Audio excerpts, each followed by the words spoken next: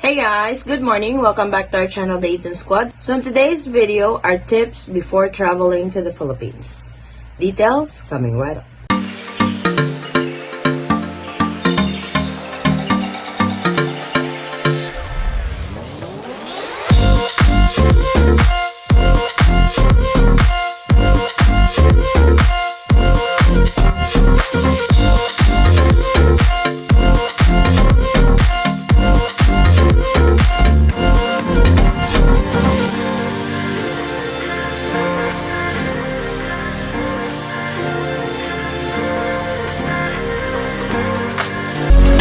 So with the new protocol imposed by the Philippine government, it is very important to know these tips before traveling to the Philippines. And what are the preparation you will need before embarking this journey?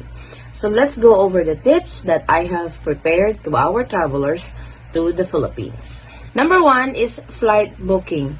With all the cancellations, with all the rerouting, with all the scheduling, because the airline also depend with the Philippine government on how many passengers can only enter the Philippines or how many passengers they can cater for the facility on swab testing. Sometimes airlines tends to cancel flights to the Philippines. So it is important to choose an airline that has a direct flight to the Philippines. This would help, or this will avoid cancellations during your flight.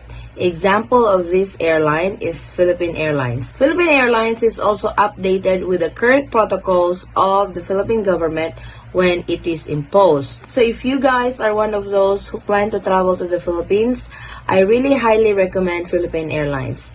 Just a disclaimer, I am not working with Philippine Airlines. I am not part of Philippine Airlines. It's just that I have experienced their service because I have chose a different airlines and I have also experienced cancellations of flights. So I went with direct flight to the Philippines, which is Philippine Airlines. Second to consider with flight booking is use an airline that doesn't require any negative test. There are airlines now that doesn't let you board without showing any negative swab test result. If you don't want to go through that hassle, choose an airline that doesn't require a negative swab test result before you depart from your country of origin going to the Philippines. Our next tip is eligibility to enter the Philippines. Make sure that before you book that flight that you are eligible to enter the Philippines. Examples to those passengers that are allowed to enter the Philippines are former Filipinos, dual citizens, foreign nationals with 9A visa, 9E visa, 13G visa, or investors visa and stuff like that. For eligibility to travel, I have actually made a video on that, on who can enter the Philippines starting February 1. I will leave the link in the description box for your reference if you are eligible to travel to the Philippines this time. Our third tip is the ECIF registration and Trace app. It is important that you register 3 days prior to your flight because this is important. The QR code will be sent to you that you will be using during your swab testing. On the new protocol, the swab test will be done on the 6th day since you arrive in the Philippines, unlike before that you do the swab testing upon arrival. But starting February 1, the swab testing will be done on the 6th day since you arrived in the Philippines. But this doesn't mean you don't need to register anymore. No, you still have to register for your QR code for your swab testing on the 6th day.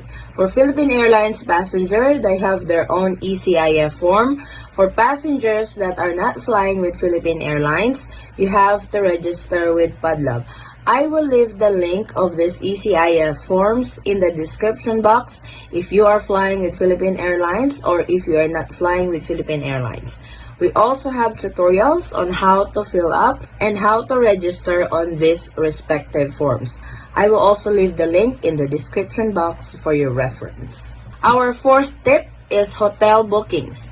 It is important that you have pre-booked your hotel at least 7 days. Because of the new protocol, you have to book your hotel at least 7 days because like I mentioned in our tip number 3, that you will be swabbed on the 6th day since you arrived in the Philippines.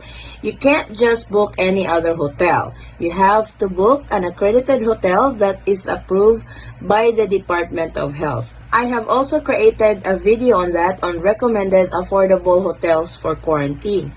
I will leave the link in the description box for your reference. So remember, you cannot just pick any hotel you want to stay in when you travel to the Philippines this time. You have to book at a hotel that is accredited and approved by the Department of Health. It is also highly recommended that you pre-book your hotel before you even depart from your country of origin.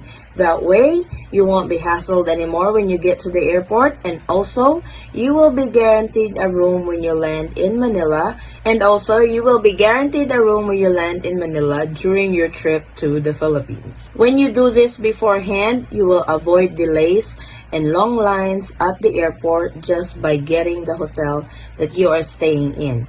You can't also guarantee the price when you get there that you can get the cheapest one.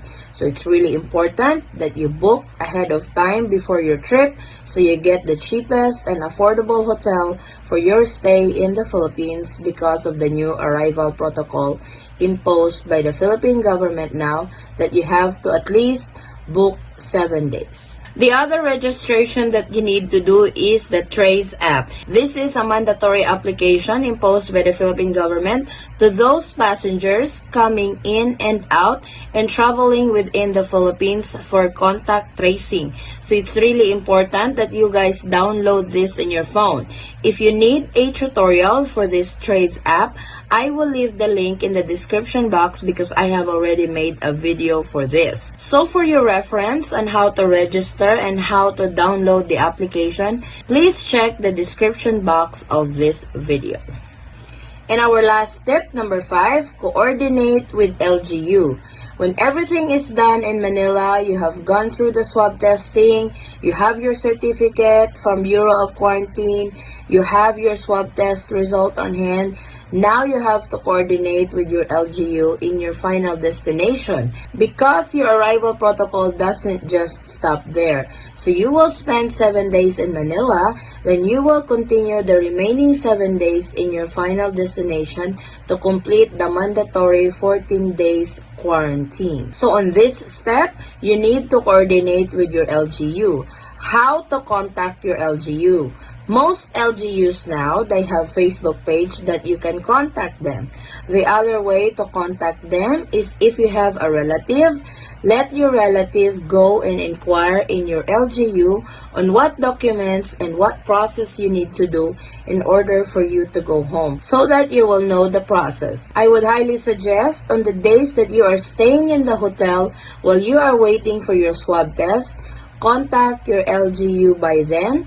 That way, when you are done with your swab test and your test comes in negative and all your paperwork that you need to wait is already in, you are ready to check out and you already know the documents that you need to prepare for your LGU. So those are our 5 tips to our travelers headed to the Philippines this time. I hope these tips will get you prepared on your upcoming travel to the Philippines because of the new arrival protocol imposed by the Philippine government starting February 1 of 2021. And I hope with these tips, you can be prepared as much as you can. Thank you so much guys for watching. If you find this video helpful, please give it a thumbs up and share it with your friends and family whom you know that can use this video as reference. If you are new to our channel, welcome. We do travel updates, and if you're not a subscriber yet, please consider subscribing and don't forget to hit that notification bell so you will be notified on updates like this. To our subscribers and new subscribers, thank you so much for the continued support and trust to our channel, The 18 Squad. I hope to see you guys on our next travel update. Stay safe, stay healthy, and God bless everyone. Bye! Alright.